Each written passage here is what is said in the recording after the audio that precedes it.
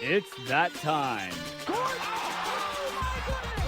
Everything and anything basketball, presented by The Outrage.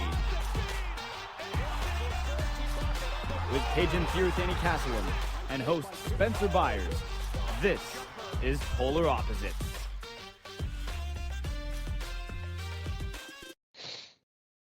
Welcome everyone to, I'll say the Thursday edition, but the Thursday edition on a Saturday.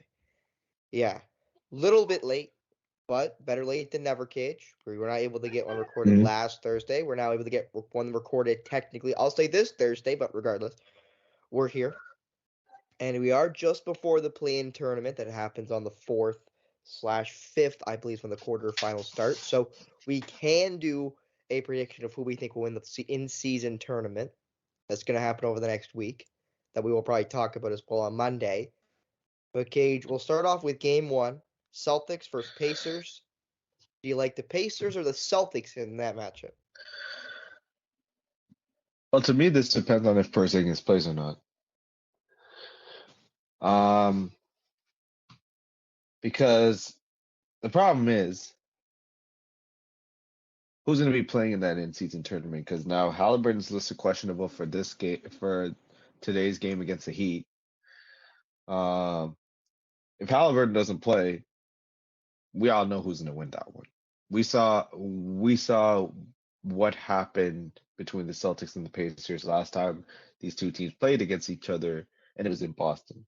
Boston pretty much 50 then.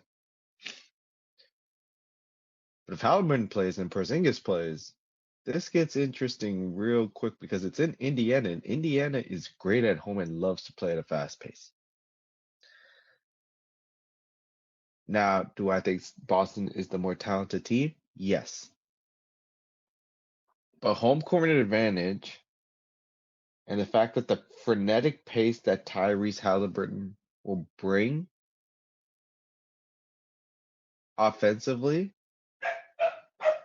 I'm not so certain Boston can keep up with that. So for me, I know this is going to upset you, but I got Pacers just because it's at home and because of Tyrese. Well, I'm going to say the Celtics win regardless. Because Jason Tatum will be well rested. He got ejected in the game yesterday. I don't like the Celtics played tonight, so he'll be well rested for the game against Indiana in Indiana. So obviously, I've got the Celtics to beat the Pacers for obvious reasons. Regardless by the way, that would have been Halliburton makes it a 50 to 45 point difference to maybe a 25 to 20 point difference. But here's the thing: they're at home. And they play better at home. Yeah, who everyone should play better at home. But I think the Celtics are able to come up with a big win and then improve to the semifinals. I think this game's just going to be closer than people think. I think it's going to be a great game. It'll probably be the best game of the four, in my opinion. Next up, the game that no one's going to want to watch, the Pelicans versus the Kings at 10 o'clock on Monday. So easy call. The next day. Who do you got? Actually, maybe this might not be so easy now that McCollum's back in the fold, but I still got the Kings. Like I said again, frenetic place. You're playing in a raucous arena, in front of a raucous crowd in Sacramento. Fox, a bonus. You know what they're gonna do. And I think New Orleans is just starting to get back into the fold now that McCollum is back. And now that they have some of their guys back, and I think like Russ will show, and I got the Kings in that one, and I don't think it's going to be close. Poor Zion's going to have to wait a little bit longer. I also will light the beam and take the Kings to win that game. As you mentioned, it is in Sacramento, and Sacramento's 5-2 at home, while the Pelicans are 3-5 on the road. So I'll look at the records and say I'll take the Kings to beat the Pelicans, especially at home. Now on to Tuesday's set of games on the 5th. You've got the Knicks against the Bucks to start us off at 7:30. Who do you got, Cage? Do you like the Knickerbockers upset the Bucks, or do you think the Bucks at home are able to move on to the semifinals? I don't know which Bucks team's gonna show up, to be honest. Is it the Bucks team that will go gangbusters on you, whether it's like when Lillard and Antetokounmpo, Chris Middleton, Brook Lopez, all those guys are at their best? Or are we gonna see the Bucks team that just lost to a Bulls team without Zach LaVine and DeMar DeRozan? That being said, this game is in Milwaukee. So talent-wise, I'm gonna go talent-wise and go with Milwaukee. But I'm not as high on them as I would have been earlier. Milwaukee are 8-1 while at home. And it's going to be really dumb to pick against them, Cage. But with saying that, I like upsets, and the Bucks are booty. So I'm going to take the Knickerbockers, who do have a winning record away from home. I'm going to take R.J. Barrett and the New York Knicks to upset the Milwaukee Bucks, and both teams that are on the road in the eastern side of this bracket, ironically, even though I know it's not really like an East versus West thing. Actually, no, that's a lie. It definitely is an East versus West thing because of the way they made the pools up. So I think the Eastern Conference final of the in-season tournament will be the Celtics and the Knicks. I think that's a rematch, isn't it? No, it wouldn't. Well, No. it had been a rematch. What of the So wait, 2013 of the 2013 first round? No, I'm thinking of last year. Who the Celtics played in the second round last year? The Sixers. Oh, so wait, does that mean the Heat played the Knicks last year? Because the Knicks won the first round. They beat the Cavs.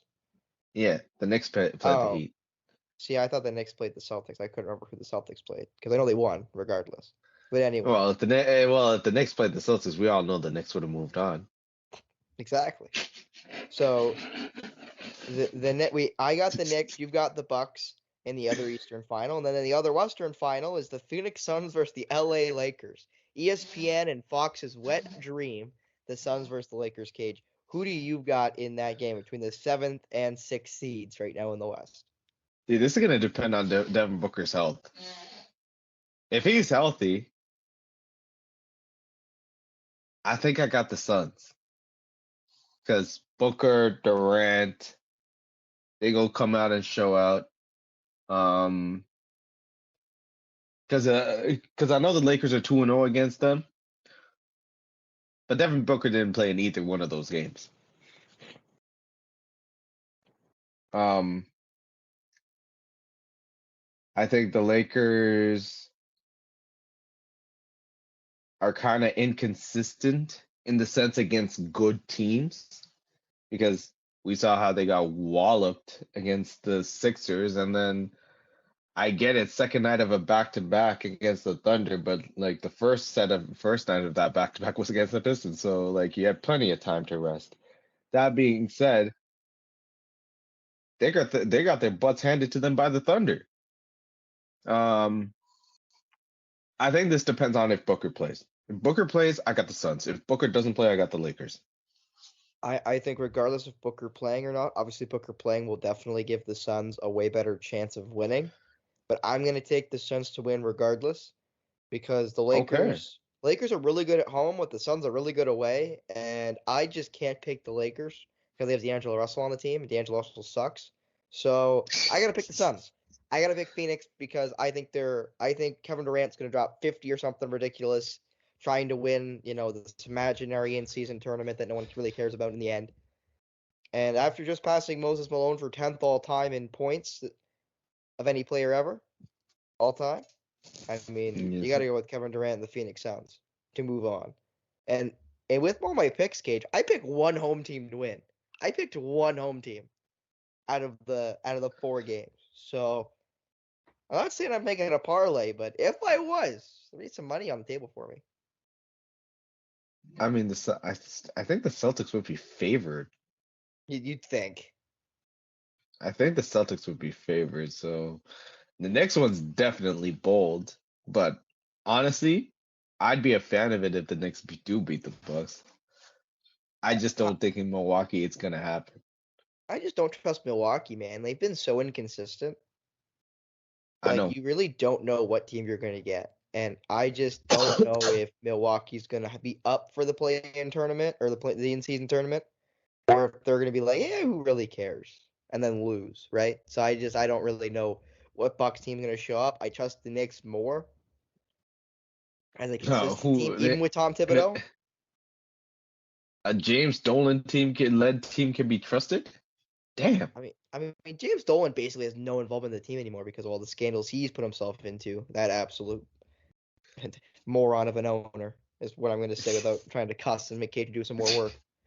Anyway, we'll now move on to we'll move off of the in-season tournament that's going to take over the schedule upcoming here in the next couple of weeks before Christmas.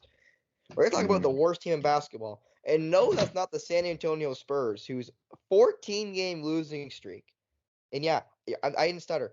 14-game losing streak for the San Antonio Spurs has been completely left out and forgotten because the Detroit Pistons have had a 16-game losing streak and have taken all of the headlines for being garbage. Being hot garbage. Monty Williams has not been able to turn this team around at all, it feels like. And all of a sudden, the Detroit Pistons are basically where they were last year. A bad team that's going to be in the lottery again. They got Oscar Thompson last year. They had Cade Cunningham first overall not too long ago. They've had Killian Hayes, top 10 pick. Jaden Ivey was a top 5 pick. A lot of top tier picks. They right now even have Marvin Bagley was a 4th overall pick a while ago. Who wasn't obviously their draft pick. They got James Wiseman, who was 2nd overall, also not, or 3rd overall, I believe, not their draft pick either. A lot of top tier talent drafted wise by the Pistons, but this I'm not been able to find the right mix of guys to make a winning basketball club, Cage. Do you think it's time to restart the rebuild and get rid of some of these really good young guys that just aren't clicking? Or do you think it's just waiting it out and seeing if you can get these guys to start clicking together? Well, I think the biggest thing that's kind of been like left out in all of this is that the Pistons have not had much shooting in their lineup. We haven't seen Monty Morris play this season. Bojan Bogdanovic could make his debut today. So, in order to compete in this league, you need some semblance of shooting, and quite frankly, Detroit hasn't really had that throughout.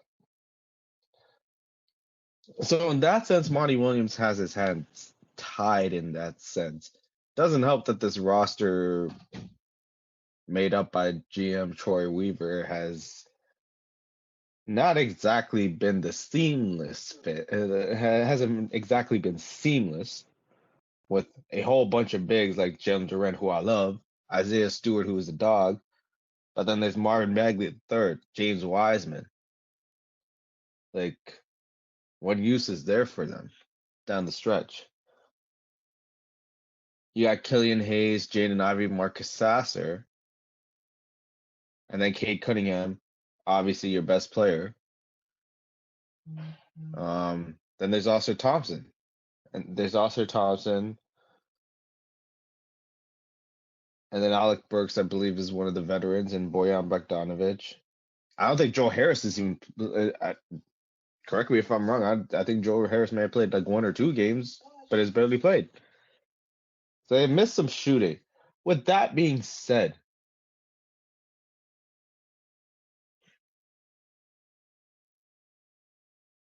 I don't think anybody was expecting this Detroit team to realistically be a play-in contender and make the playoffs. You gotta focus on development, and the one thing that's kind of for me is kind of rubbing Monty Williams the wrong way. Is how he's used his rookies, how he's used his young guys, because there's developmentally wise, there's no way Killian Hayes should be starting over Jaden Ivey. Ivey's minutes have fluctuated throughout. And it's not like he's been inefficient. He's been a lot more efficient this season than last.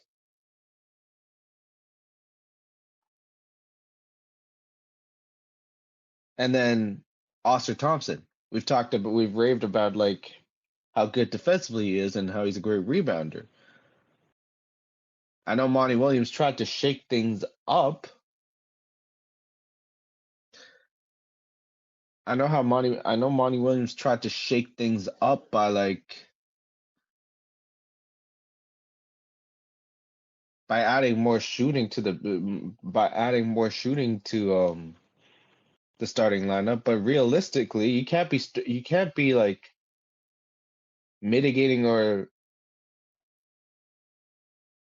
making your two youngest guys on the team in Jaden Ivey and Oscar Thompson play less minutes.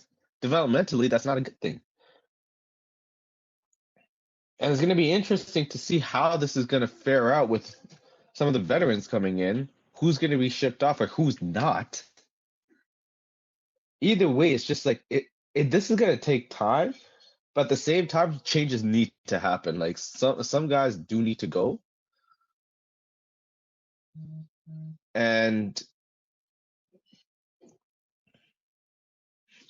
I think as much as I respect Isaiah Stewart for trying to add a 3-point shot, realistically, defenses don't respect him enough to get out the paint with Jalen Duren in the paint. And you're not gonna bring Jalen Duren off the bench. I think with Bogdanovich coming back, you can kind of play him as a 4 and maybe move back Oscar Thompson to the 3 and then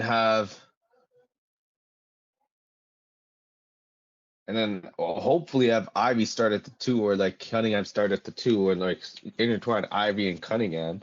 And maybe those spacing issues solved with Bogdanovich in the lineup because Bogdanovich can stretch the floor out. So that's a short-term solution, but long-term wise, there's going to be a lot more growing pains with Detroit, and it's on the dock here. Like the Detroit Lions, who've been known for their own losing ways not too long ago, they've got more wins in 2023 than the Pistons alone. That's messed up. And keep we're going to the last month of the year in December. We are in December as we talk. So, like with that being said, the Detroit Lions could win more games in 2023, like in the 2023 season, than Detroit does. And that might even date back to last year, because last year how many games they win? What, 22? Give or take, yeah. Something like that.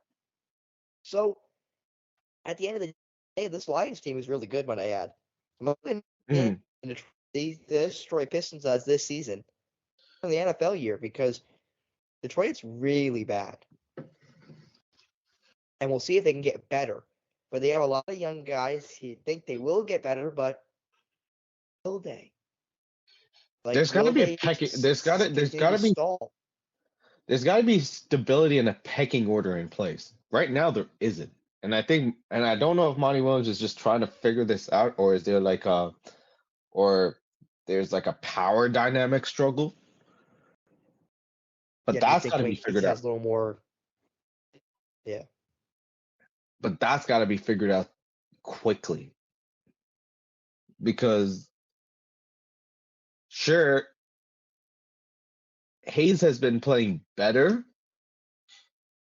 the past 2 seasons compared to when he started. But there's no way you phase Jaden Ivey out, who had a great rookie season, albeit inefficient shooting. But with that roster from Detroit last year, who wouldn't shoot inefficiently? You gotta prioritize your young guys. You gotta prioritize your young guys and have the veterans help them out. Right now, neither is happening. The reason why I was mentioning Dwayne Casey is I know he was the former head coach for the Detroit Pistons, and now he is, I believe, some sort of executive now. I don't know exactly where they put Mr. Casey, but I know for a fact that there's something going on in Detroit that doesn't meet necessarily the eye that we don't know about. Because there's no way this team should be this bad. Yeah, I agree with you, Cajun. No one really thought this team was going to be great. But there's no way anyone thought that this team was going to be worse somehow than last year. And they've managed to be worse than last year by like a wide margin. And you shouldn't be going backwards when you're a really young. And there's no special guy in that in this upcoming draft like there was with Wemby to look forward to either. Or, ironically, like Kate Cunningham coming out of Oklahoma State, who then people did this think was generational. People thought he was really good, and people thought he was going to be a really talented player. But I don't know what's really going on in Detroit at the end of the day. And I guess we'll have to see if Detroit can turn it around as Monty Williams gets himself kind of situated with the young guys he's got and who he thinks will fit and who he doesn't think will fit, and then if moves will be made to get rid of some of the, I'll say deadwood, but get rid of some of the young guys that they just can't use. Because like the Toronto Raptors should be banging on Detroit's door right now for about half of their team. Like, hey, how many of these young guys are you willing to give up? Because we could use some young guys, and they got a lot of them in Detroit, and a lot of good ones in Detroit. So every team that's got a team that's kind of in that middle, kind of those middling teams. What? If Toronto could somehow get Jaden Ivey and Oscar Thompson from them, I know it's a tall task, but the way they're being played in Detroit right now, if Toronto can get both of them for pennies on the cheap, like holy, will Toronto's ceiling ever go higher? I don't think I think Oscar Thompson and Cade Cunningham are probably the only two untouchables right now in Detroit. I think Ivy's a great shout, Cage, because I think Jaden Ivey. I'm not saying playing his way out of Detroit, but I think we're going to get to a point where it's going to be pick either Killian Hayes or Jaden Ivey. You're not going to be able to have both to be able to continue their development, because you also have Marcus Sasser as well, most recent draft pick out of Houston, right? And then you've also got, looking down the lineup, Cage, you got Isaiah Livers, who's only played 5 games, but in those 5 games, Cage averages 24 minutes a night. And I like Isaiah Livers out of Michigan. He's dealt with injuries throughout his career in college now and in the pros. You got James Wiseman, who's ceiling, I'm not sure where it is right now, but was a top 3 pick at one point. Was seen as a guy who could change the game at the center position. Like a lot of really good young guys in Detroit that I think if you made the right trade package, you could get a couple of the young guys and not necessarily spearhead your middling team into the playoffs, but definitely at least improve your bottom line and have a bigger ceiling. Yeah. And now moving on to something, Cage, that we've talked about a lot on this show, about the negativity in sports media. Jason Kidd of the Dallas Mavericks, obviously their head coach, former player for the Mavericks as well, when they won the championship back in 2011, he decided to go on the warpath and gave it to a longtime reporter of the team, even when he was playing, and Tim McMahon. And McMahon's question, from what I read on the article I did read before this, is basically McMahon asked about what the team improved to be better in clutch time, as they were bad last year and are now really good this year. And Jason Kidd went on basically a rant, cussing at him, saying, why don't you write something positive? Why is it always got to be negative? Write something positive. We're a really good team. You guys, and he even said, you guys gotta go to bat for Luka Doncic. Why is Luka Doncic not the conversation of being the MVP? You guys gotta, be positive about this team and positive about our good guys, or, the mainstream media are not going to give us the credit we deserve. And Cage, I'm not going to say on the question he's right, because I think Tim McMahon's got a right to ask about what's changed to make them a good team in a certain situation they were bad at last year. But I do think Jason Kidd's right as a whole. That he is. The reality is the mainstream media and media in general is always negative. Like when you turn on the news, it's always negative. And I know negativity sells, and I know, but when people complain about it always being negative, don't you think that's the problem? Is we complain about being negative and then continue to digest it as a negativity? Like, I'll be honest, Cage, I don't watch First Take anymore. I don't watch Colin Cowherd's clips on YouTube anymore. I only watch them when he had Joel Klatt on, because I love Joel Klatt, and Joel Klatt only talks about college football. Literally, that's it. It's all Klatt talks about. He's a color commentator for Fox on college broadcasts. Right? Again, I think it's the best tandem in football. In any commentary booth is Joel Klatt Color and Gus Edwards, or Gus Johnson, pardon me. Gus Johnson is the play-by-play, but regardless, Hmm. like, he's right, and I wish more coaches would do that, but I wish more people would do that and say, why is the mainstream media so negative? Why is it every day I turn on First Take and talk about why does this team suck, or why does this team need to improve, or let's rip on this guy for doing this thing. Why is it that way? Why isn't it? You have some of that, like when John Morant's flashing guns on Instagram Live, or when Josh Giddey's getting investigated by the police for having a relationship with a minor. Yeah, obviously, if you have to talk about that stuff. Not even if you want to, but you have to talk about that stuff. But why can't you talk about the heartwarming things?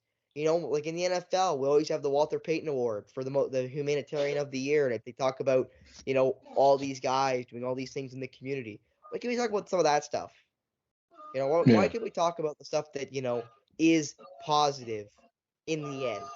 Okay, so are you with Jason Kidd on this one? I am. I absolutely am. Um, and the question from Tim McMahon wasn't bad. There's a question.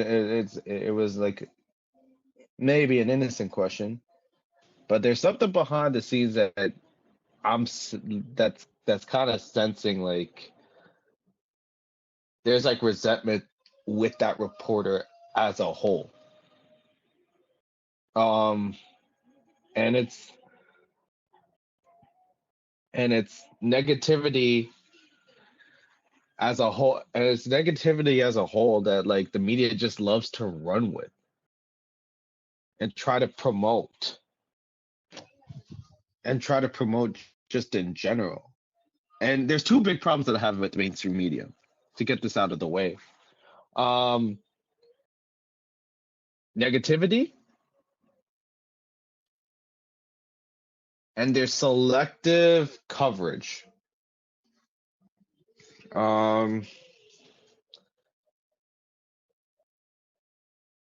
it's maddening because like they love to harp on the negative stories of athletes. They love to harp on the negative stories of athletes, and just run with it, and just keep and just like, what's the word? They treat athletes like they're robots. But athletes got emotions, man. Athletes, coaches, they all got emotions. And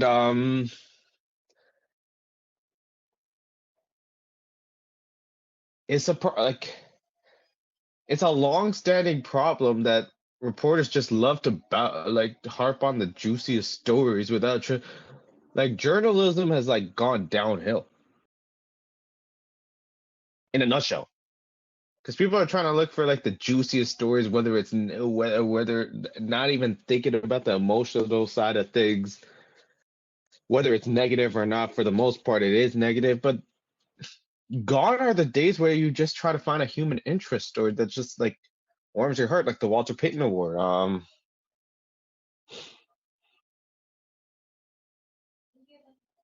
Now this isn't about athletes and coaches, but what Ernie Johnson has done to the community too, what Shaq has provided. Like, God, like we don't see those stories anymore. We're stories like that anymore, and I think the athletes and players like they see all the negativity and they're tired of it. And I'm glad guys like Jason Kidd are standing up to it and changing and trying to change the narrative behind it. As for the selective coverage, talked about this with Malika Andrews. How they cover, I hate to turn this into a race thing, but how they cover black and white athletes. Because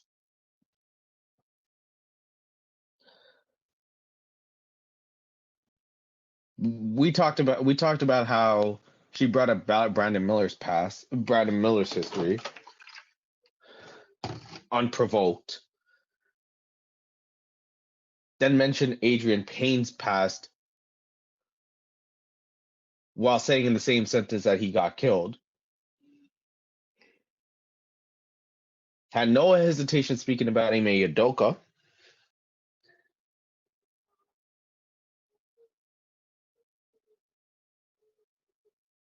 But there's crickets when it comes to Josh Giddey. And the police are involved in this now. Like at least the Newport Beach police are being involved in this now. And nothing about it. Now Stephen A. Smith like kind of went off on fans for saying like we have to wait for an investigation. I'm like, yeah, well, be consistent all around then, because y'all don't hesitate to do it when it's black athletes, but when it's white athletes, like all of a sudden we gotta wait for due process. And this sort of racial bias like goes way back too. I don't think this is just a Malika Andrews problem. I think this is just a mainstream media problem. I think this is an ESPN problem. Because Spence, I'm not sure if did you kind of hear like the stories about what was going on about like Sean Taylor? Okay, I'll go with no, but I do know a lot of what's happened to Sean Taylor's memory since he's passed away. Mostly done by the Washington Commanders organization. So what situation are you talking about? When he died, when he died, and it was part of like an armed like it was like a burglar entered and he got shot in the leg. Oh yes, I know exactly what you're talking about. Yeah, I think I know where you're going with this. But the coverage that came out about him, based off of his criminal past, like I think Michael Wilbon kind of said it along the lines that he had it coming. Like When you want to be a gangster, you're going to be treated like a gangster. Was basically what he said. And no, I'm not like quoting Mr. Wilbon, but I know that was a message that was put out. When you want to live that life, you're going to get those type of results. And again, Cage, I cannot stress enough, as a guy who loves Lawrence Taylor, the player that he was, it was a home invasion at his house in Florida that already had been invaded once, that he was at home because it was broken into while they weren't home, and he was scared for his wife and baby daughter's life.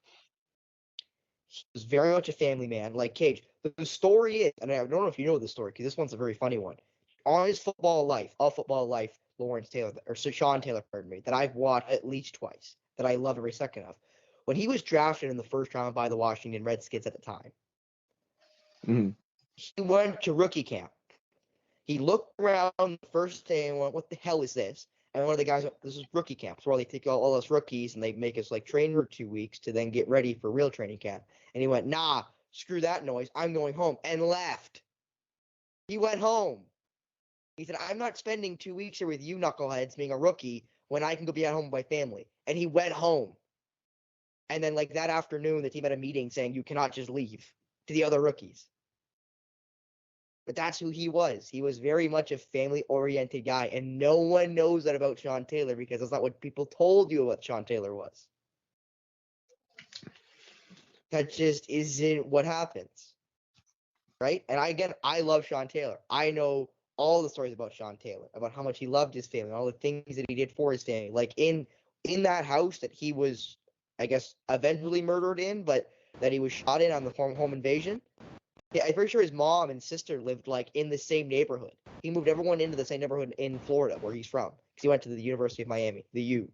And again, not to tail off football, but football is my favorite sport, the one I know the most about, I would say. Like, you're exactly right, Cage. And another big one you did mention about Ime Udoka is Malika Andrews' coverage on Ime Udoka. Not only did she talk about Ime Udoka disparagingly on her show, she then called into First Take and berated Stephen A. Yeah. And like, I can't believe that.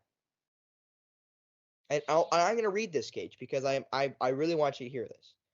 So in this article that I'm reading, when it happened, on First Take on Thursday, Stephen A. took issue with the way the Celtics handled Udoka's,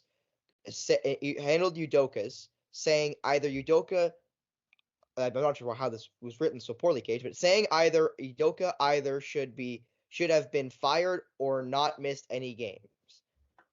Now, honest to God, Cage, that's written the way it's written. That's on the NBA page. You can find this one. That's the way it's written. It's not just I can't read. It's actually written poorly. And then here's the quote. I'm appalled by this decision. If you're not gonna fire him, you shouldn't be suspended. You can dock him pay, you can fine him. You can keep the stuff in-house. I'm appalled that this is public or publicized. I know of plenty of situations spanning the entire world of professional sports where folks are messing around with each other. You don't see this become a story. This was leaked by the Boston Celtics organization. And then he continued and he said, I don't see nothing being put out and this. Oh my goodness. Okay. Infamous believe someone from the Celtics organization leaked the Udoka story, adding, I don't see nothing being put out and he used a big word here, Cajun. I'm going to go with disseminized to the masses with these white dudes doing this stuff. Okay, that was the end of the quote of him. And he did continue later in the quote. And then Malik Andrews called in on First Take, was a guest on the show. And she said, Stephen A., with all due respect, this is not about pointing the finger. Stop. What became apparent to me in this press conference is that we do not have all the information here. And it was frustrating to me that the Celtics declined to elaborate or give more specifics about what exactly the rule breaking was that led us to this. When on to Brad Stevens acknowledging the rampant Twitter bull blank that women were unfairly dragged into this within the Celtics organization, and that I found that to be a gross and unnecessary ... But the Celtics as an organization could have done more.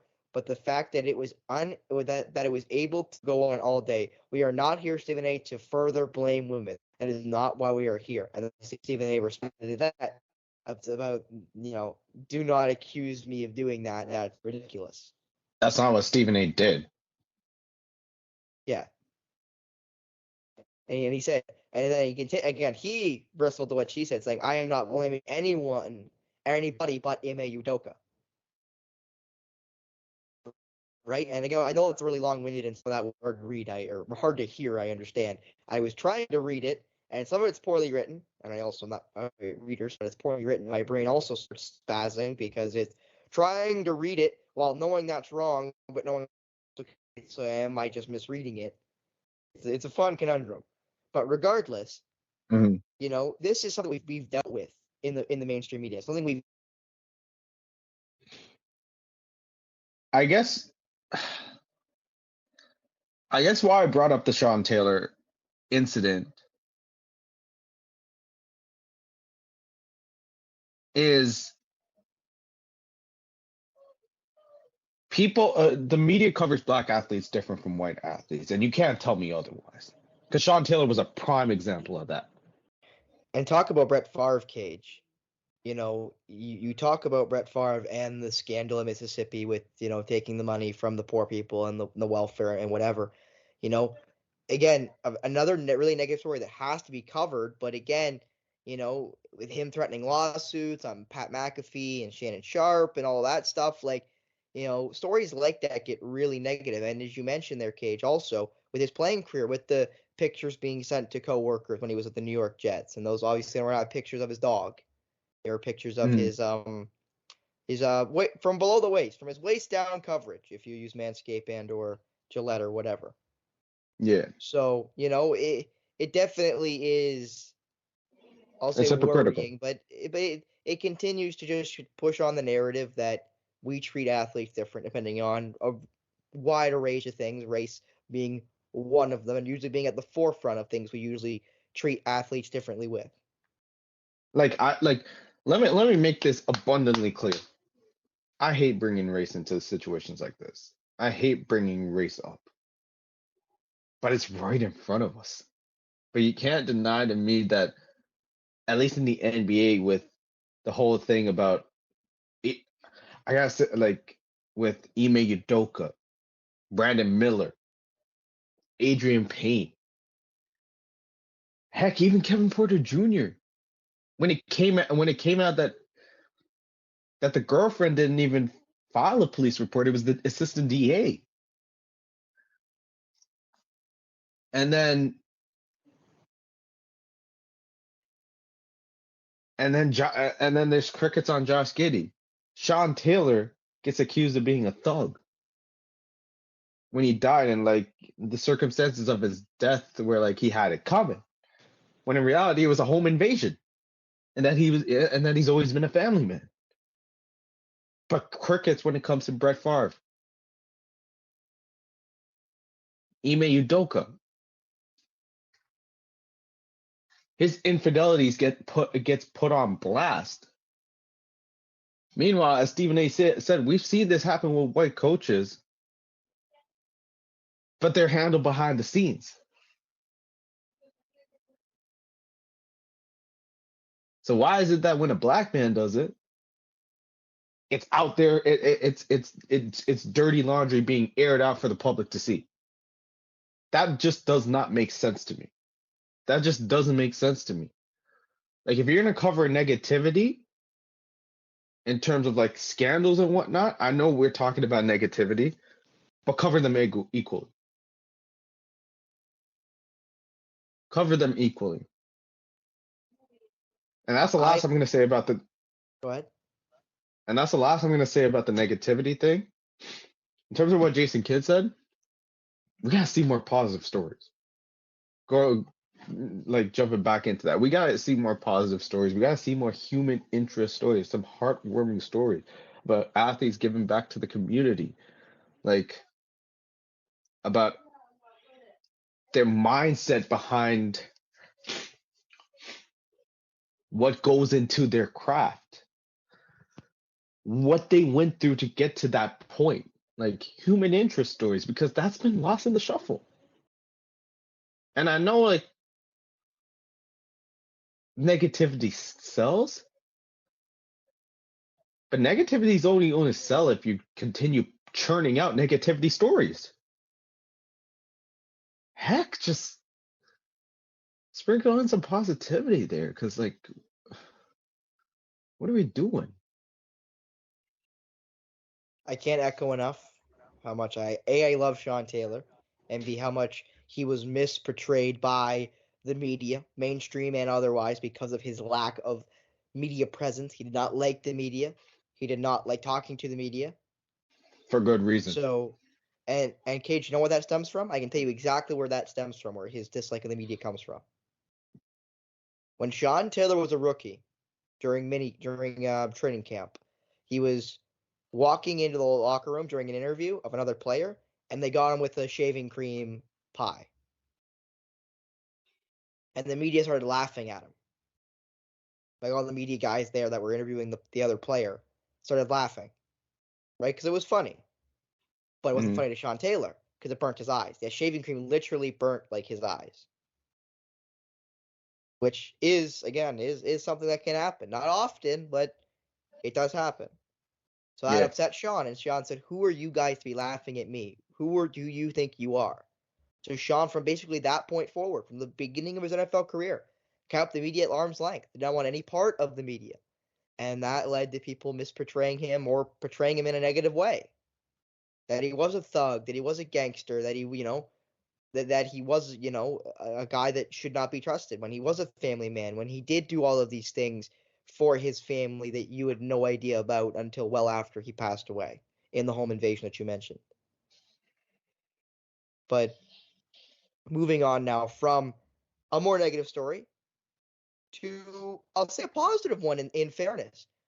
Mark Cuban has sold the majority stake of the Dallas Mavericks. He is now the minority owner of the team. He will be retaining his basketball operations position, so it feels like nothing's really going to change in Dallas. But now the newest majority owner of the Dallas Mavericks is Miriam Adelson. Adelson is one of the richest women in the world, and I believe Cage is one of 2 women to own a major sports team right now in North America, being Jeannie Buss of the Buss family in LA, and now Miriam Adelson. I can't really think of another woman that owns a major, a major sporting, I'll say team, but a major franchise in any of the major sports. Well, you always love to see a woman at the forefront taking what's there, taking what's theirs, because let's be real, executive wise, owners wise, women have always had this talent, but they've been shunned. So good on Miriam Adelson, for being at the forefront of now a majority stake of the Mavericks. But damn, like think about how the Mavs were worth in the early 2000s. Like actually in 2000. In 2000, he first purchased Dallas for about 285 million.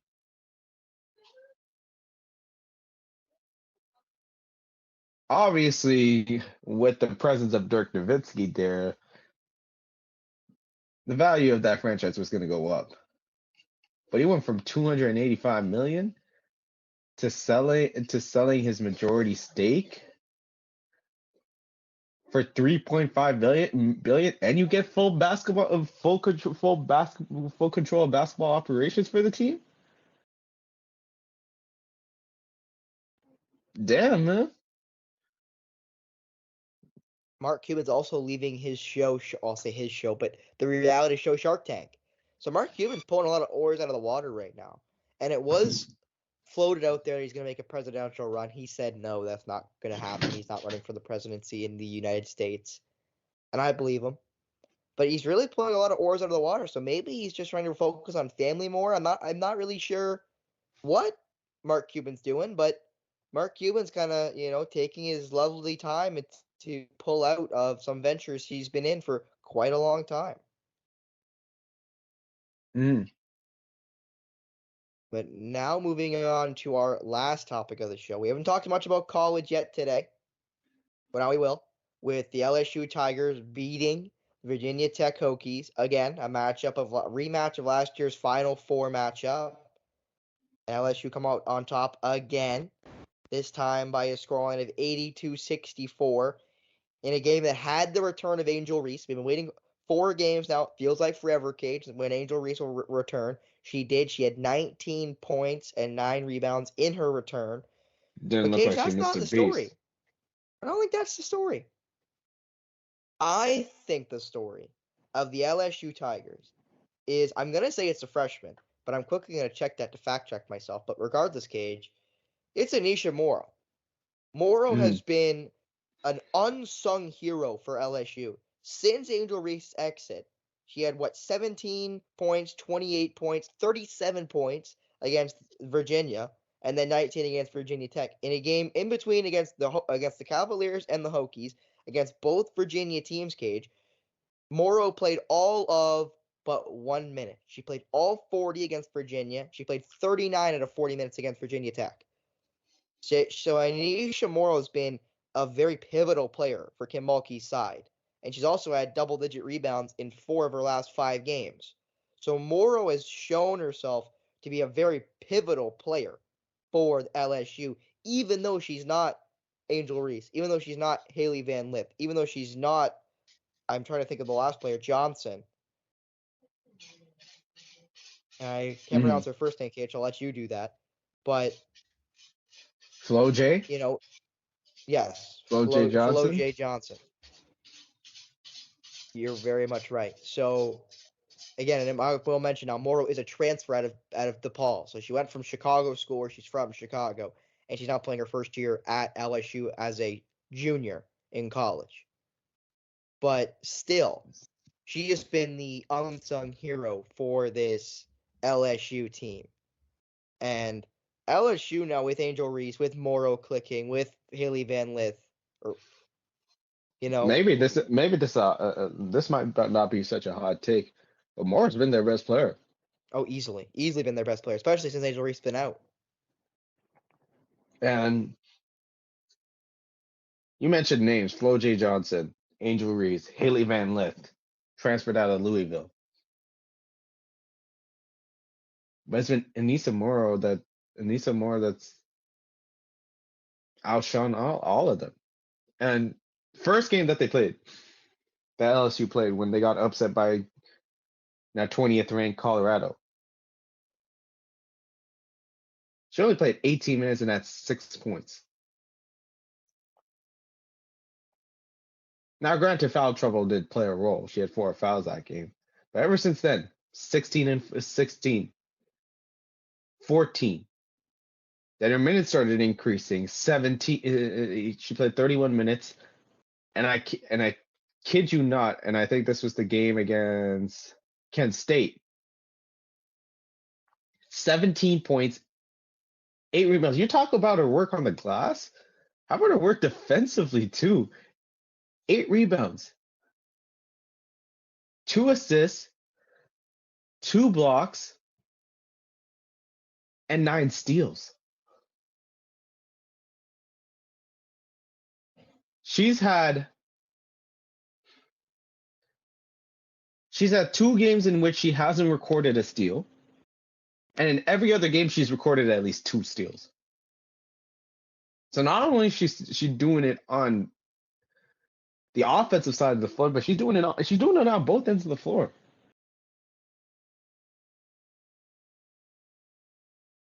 And especially against Virginia,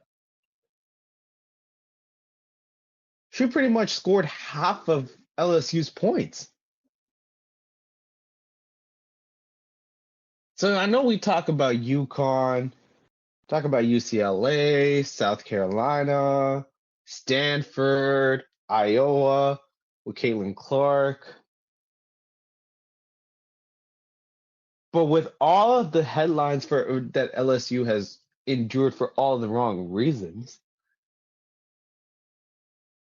this Tigers team is starting to get into form, and and I gotta tell you, Smith, they look scary. They look scary good.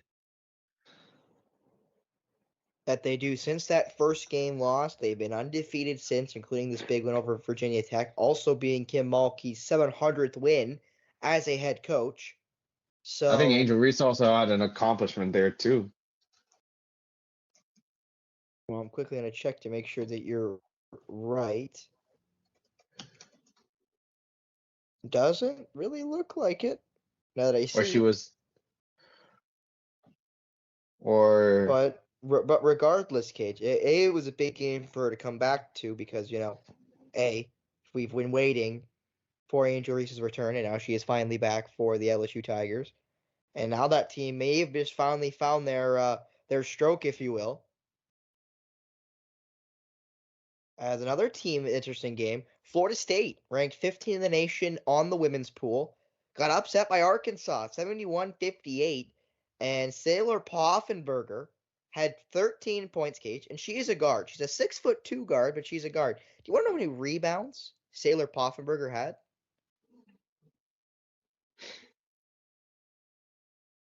15? 23. She had 13 points and 23 rebounds in the win for Arkansas. She had 20 rebounds in the opening night for the Razorbacks. She's had double-digit rebounds including those 2 20s, in 3 other games, so 5 games with 10 or more Wait, rebounds. they beat. I swear they lost against Arkansas. No, she plays for Arkansas. Saylor Poffenberger is the Arkansas star, former UConn Husky transfer. Damn. Yeah, she had 13 points and 23 rebounds in 38 minutes of play. She's had double-digit rebounds in 5 games as a guard. She's had over 20 rebounds twice, opening night and now against FSU. And they've only lost 1 game as Arkansas this year at 7-1. They lost to Marquette, who are undefeated currently. So you got to wonder if Arkansas might get ranked, if Marquette might move into the 8 new AP polls when they're released. But one other team that might fall out to make room for Arkansas and Marquette is North Carolina, who are now 5-3 and lost to the number 1 team in the nation in South Carolina. but it was close at Chapel Hill. 65-58 win for the Gamecocks over the Tar Heels, but definitely a little bit closer than North Carolina would have wanted, especially at home. Mm. And then a couple other games that happened yesterday. I will quickly check. No big games today, sadly, but some big games going on tomorrow. Tennessee takes on Ohio State. Both teams are ranked. UConn plays Texas, 11 versus 10. That will be a big game between those two sides. And it looks like it's going to be it is, in Austin. So Texas will host the UConn Huskies while Tennessee will host Ohio State in Knoxville. While looking over at the men's side, just quickly scanning through to see if there's any big games that we did talk about. Well, North Carolina beat Tennessee, ranked on ranked, at Chapel Hill. Again, showing how good those Tar Heels can be when they play up to their competition. And something big that happened last night, Cage. The number one team in the nation went down. Purdue. Purdue lost in overtime to Northwestern. And now all of a sudden, Purdue are going to fall. You got to assume Northwestern's going to get ranked. And I got to mention here, Cage, and I knew him from previously knowing of the Northwestern team. Boo Buie had 31 points, 9 assists in the win over Zach Edey and the Boilermakers. Edey did his part, though, had 35 points, 14 rebounds, and 3 blocks in the loss. But still, Northwestern, as I mentioned, with all the good teams in the Big Ten, they upset Purdue to start off Big Ten play. Talk about a statement. Talk about making a statement. Also, another big ranked on ranked game. The number 4 UConn Huskies get their first loss of the year, losing to Kansas 69-65 in a national championship battle. UConn last year's national champs, Kansas the year before's national champs. So the two reigning national champs, the most two recent championships, play off in a 4 versus 5 matchup, and Kansas come out with the win. Although it was at the Allen Fieldhouse, was at the Fog Allen Fieldhouse in Kansas, so it was an away game for the Huskies, and they only lost by 4, but still that means they will fall in the most recent AP poll when it is done. And just quickly looking to see if there's any big games before Monday. There is not on the men's side, so we'll see if any other big upsets happen. Well, if there's any indication of what happened yesterday between Purdue and Northwestern, all these games got to be some of these games have to be on like high alert. Well, Cage, and I think we're gonna end with this. There will be no Scrabble board today, so technically I have missed 2 weeks of Scrabble board. So I promise there'll be one on Monday. I will get back into the rhythm as we will with this show. But there is one game, Cage, I think has got a big circle on it, and it's the Gonzaga Bulldogs away. I knew you were gonna say this. Going away to, or actually technically away, but they're playing in Las Vegas at the MGM Grand. USC versus Gonzaga. USC currently unranked, Gonzaga at number 11 in the nation. And the reason why this game is going to be so interesting is this because of Bronny James? Bronny James is cleared to play. And, well, USC is a really good team. USC is a good basketball team. I don't know if they're going to be a ranked team at the end of the year, depending on how their Pac-12 games go, but USC is a good team. And Gonzaga is a great team. As we all know, I love Coach Mark Few. But Bronny James has been cleared to play, cleared to practice, cleared to play for USC. LeBron James has come out openly and said that if Bronny James' opening game, his first game at USC, is on a day where the Lakers play, he's missing the Lakers game. He's going to go to USC and watch his son play his first college basketball game. And ironically, the first one is tonight. The first game that they collide is tonight. The Lakers play tonight, I believe, as I quickly look, because I remember reading it in the article. Bronny's not including tonight. Bronny's not playing this game though. But implying he was, because he is again active to play. Mm-hmm. As you mentioned, I don't think he's playing tonight against Gonzaga. It does include tonight. Yeah.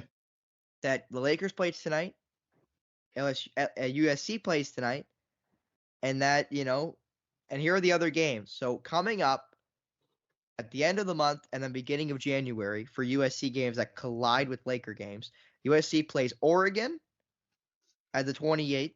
The Lakers play the Charlotte Hornets. On the 30th, they play Oregon State as USC. The Lakers play the Minnesota Timberwolves.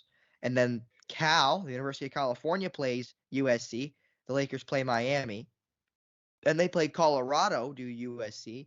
And then Utah, and that's on January 13th. They play the Arizona Wildcats, top-ranked Arizona, on the 17th of January.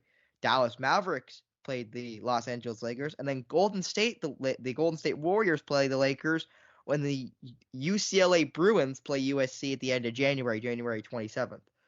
So I gotta wonder, how many games LeBron will skip if Bronny's playing. I assume it only will be one when Bronny's first USC game does happen to happen when a Laker game is on. But I wonder if he'll skip other games to see Bronny play. I do wonder if he'll not play, if he'll sit out, take his rest day and go see his son play at USC, or if they're away. I don't know Maybe. why people have an issue with this. I really don't see why people have an issue with this because like he is being a father first. Like people are so I've seen social media because I've seen social media on like the article surrounding this. But like this man's being a father, especially after Bronny suffered a cardiac arrest during the summer. Like, and see, talk about LeBron's accomplishments as a player as you want, but damned if he will, damned if he don't. If he doesn't go to his game, he's being known as not a great father. But if he does go to the game, it's like, why are you leaving your team high and dry? I'm like, bro, like you family first, no matter what. At the end of the day, sport is there. We as consumers like watch sport for entertainment, but don't really take in that the players are also humans too, that athletes are humans too, and that they do have lives. And this shouldn't even be a topic of discussion. This shouldn't even be a topic of discussion that like should he go watch his son's debut? Heck yeah. He's being a father first. Like he's doing the right thing. Like it shouldn't even be a topic of discussion.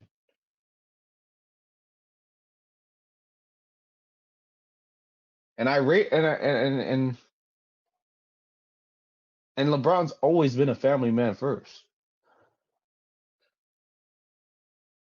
This man's always had his family at the forefront. With Savannah, Bryce, Bronny, Zuri, his mom Gloria. He's kept his circle close, and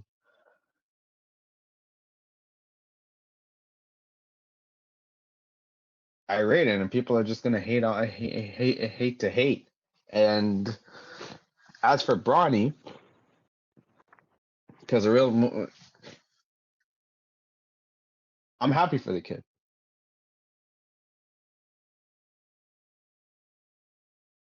Because to be on the verge, we don't really know how serious it would have been. Like to be on the verge of like life or death, because cardiac arrest is no joke. Whether it's like mild or major, it's no joke to deal with.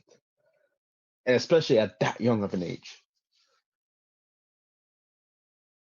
To working your butt off, to working your way back to being cleared and to play basketball again and to play the game that you love, the amount of perseverance and dedication it took for him to get back to the stage, I'm happy for the kid, and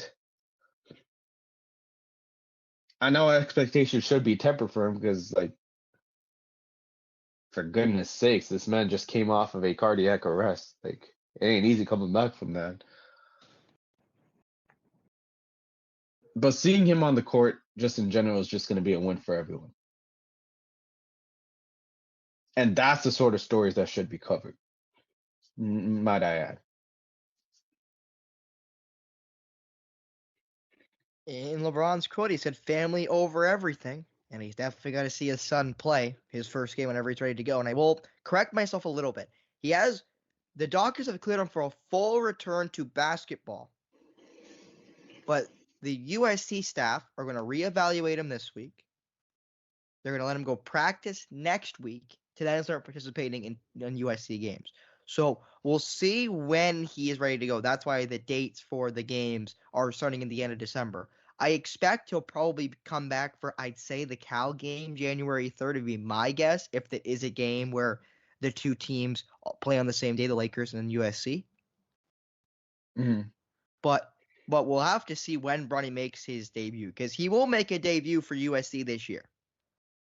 Yeah. And now I'm wondering if Bronny will declare this year, or if he'll wait a year and go back to USC next year, or even if he'll transfer to go to a different school or what have you.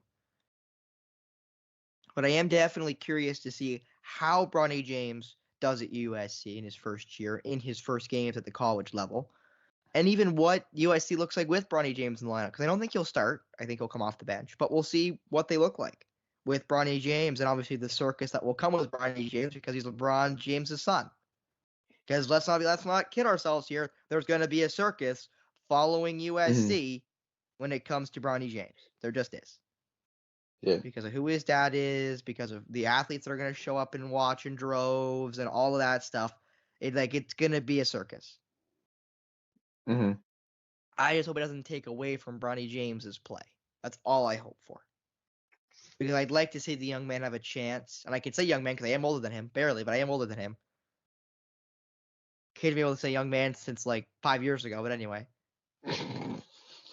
I hope that he's able to just play and not be, I'll say, taken over, but be kind of swept up in the storm that's going to come. You think ESPN and Fox are going to let go by that Bronny James is playing his first game at college level? And the positive and negatives of it, and will he play well, will he play bad, and everyone taking their hot takes of him playing like garbage or him playing well or whatever. This man just came back from a cardiac arrest, and they want to have these sorts of conversations. And then they're probably gonna cage. It makes no sense. It literally makes no sense. I'm like, what else do you think he like? If he plays well, great. If he doesn't play well, that's fine too. Either way, he's a freshman. He came back from cardiac arrest, and he's on the court. Some people have cardiac arrest and either don't recover from, take lengthy recovery periods, or worse, die. This man beat the odds and is one step closer to going back on the basketball court. That alone should be a win, and nothing else should be discussed. Anything that if he does great, that's a bonus.